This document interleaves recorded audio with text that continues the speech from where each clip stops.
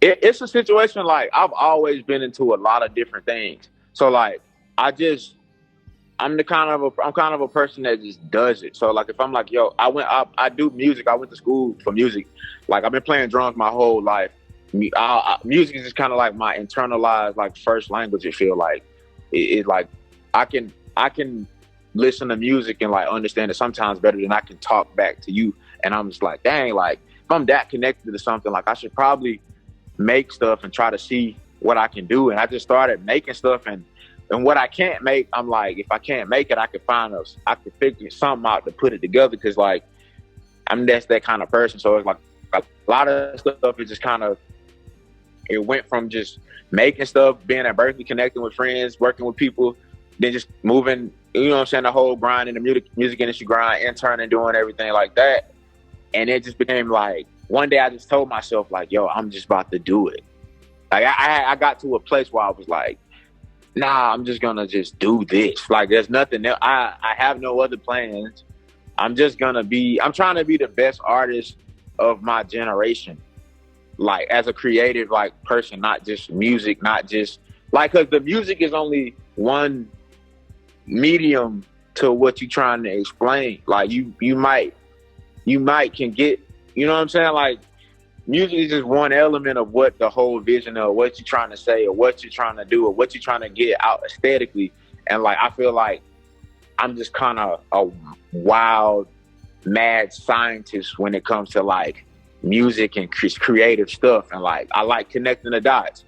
I like connecting the factual dots. I like connecting the mystical dots. I like connecting all of the dots because it's like all of them kind of correlate sometimes. And sometimes they don't. Sometimes they feel like they do. And that's how the magic happens in the studio and like just working with people and just, it's all, I'm all over the place when it comes to like creating stuff. And one day I was like, you know what, all this creative fuel I got, I don't know where it's coming from, bro, but I got to get this shit off. Like I gotta just go make something. Like if I could have my own place like testing rockets, I would like and recording the jet propulsion on it. Like that's the kind of stuff I'm into. You know what I'm saying? Like that's what get me flowing. Like then I come back to the studio and I might just be with a synth all day long.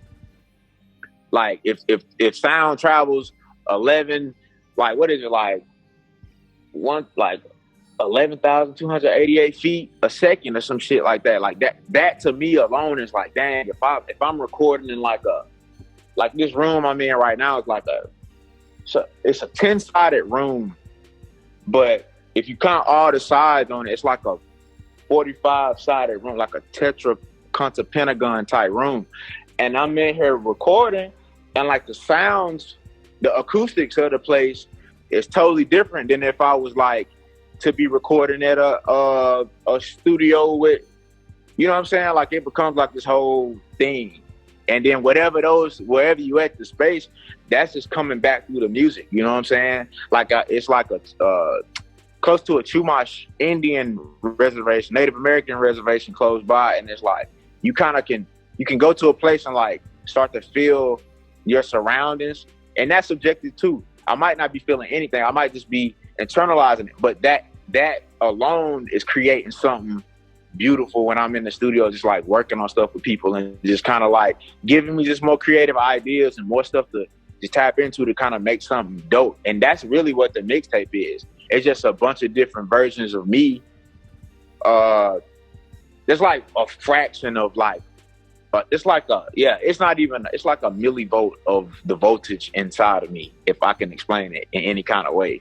Like that's just what the mixtape is, and it's like it just don't stop because I like the world build. I like to show people things I like to see because somebody might like it or somebody might hate it, and that's fine. Like it's just like it's all trial and error. It's all just make the vision. Like I'm like very big on like getting projects done, being like very thoughtful, and just being a visionary. I don't like to hold back on anything creative. Like I think we in the time now where you can just, the best time to be creative is in the moments like this. Like if you look at every era, like every era had like, I don't know, when these moments, these crazy things happen, all this stuff. The artist was always pushing it. They were pushing it. It was something about the artist was always going against the grain and like making people understand whatever they was trying to do sonically, aesthetically, visually, through movies, through film, whatever it was